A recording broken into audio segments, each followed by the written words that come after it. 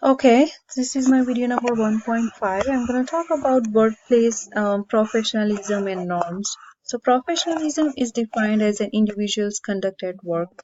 Incorporating professionalism in a workplace is a critical element for any organization who is desiring to achieve the success. Professionalism must start at the top level of the organization and top of the organization with the upper level management and flow down to the lower level employees. It is also determined by how we dress, speak, and behave. Companies desiring professional workplaces should develop specific policies and enforce them. A company that chooses not to develop and enforce these policies may end up with a workplace that suffers from low productivity, low employee morale, and poor customer service. So, professionalism. So, workplace attitude. Employees' workplace attitude can tell a lot about their level of professionalism. Professional employees maintain positive and can do attitudes even in a stressful situations. Attire. Each organization incorporates its own dress code. Corporate organizations typically establish business or business casual dress codes. Inappropriate attire in corporate setting includes shorts, revealing tops, baseball caps, or flip-flop sandals. So, to limit this confusion in workplace, companies should establish and enforce dress code policies. Time management. Employees display their professionalism by arriving to work on time.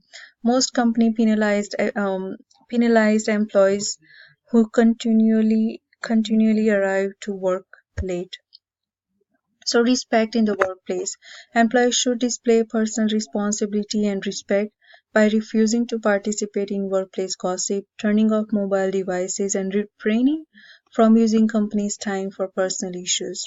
Employees should respect each other by limiting unnecessary noise and not meddling in other persons' issues. Respecting the company's confidentiality policy is an important issue regarding the professionalism in the workplace. Harassment and bullying. Employers should create professional environment with a zero tolerance for any form of harassment and bullying in the workplace.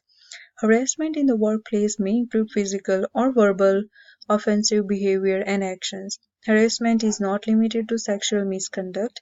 Examples of bullying in workplace include intimidation, offensive insults, and spreading harmful rumors.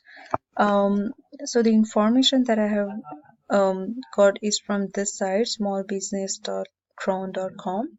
And I'm going to also talk about norms at workplace. So norms are everywhere, and without being aware of it, people follow them most of the time. Norms help create a feeling of security and provide orientation. If you get invited for a job interview, one norm is to wear professional dress as you express respect for your potential employer, and the interviewer can see you know how to dress in the work placement. However, failing to adhere to certain norms could expose you to formal or informal sanctions. So, norm is not a norm. Norm vary depending on the degree of obligations, the degree to which individuals are aware of them, and individuals they extend to. Some norms can be adhered to, others should be followed, and yet others must be enacted. If there is a rule in your work placement that everybody should clean the coffee machine after using it, some colleagues will not follow this rule and some will. So not cleaning this machine won't get you fired, but you might find yourself the target of displeasure among your colleagues. Observe behaviors at your workplace to get a better sense of existing norms. Second is a matter of subjectivity. Some norms in work placement must be disrespected, but sometimes people define norms differently or attach different meanings to them. One such norm is that sexual harassment isn't tolerated in any work placement.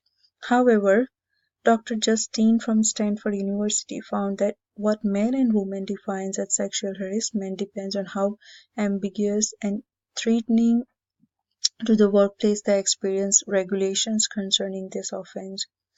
He found that female supervisors resisted defining sexual jokes or remarks as harassment. The better you understand norms in your workplace, the more successful you will be able to steer your career. So this is a site that I have got information on this topic, and thank you so much. And this is all for my video number 1.5.